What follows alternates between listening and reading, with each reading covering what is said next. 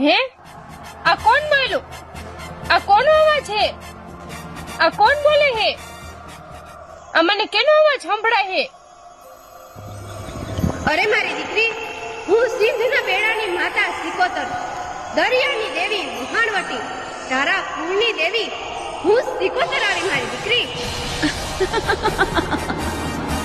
હે આમાં સિકોતર, તમે ક્યાં હો માં? તમે ક્યાં હો? તમારો અવાજ તો સંભળાય હે તો તમે દેખાતા નથી માં. તમે ક્યાં હો? મારી સામે આવો માં, મારી સામે આવો. અરે મારી દીકરી, છાની રહી જા બાપ, છાની રહી જા મારી દીકરી.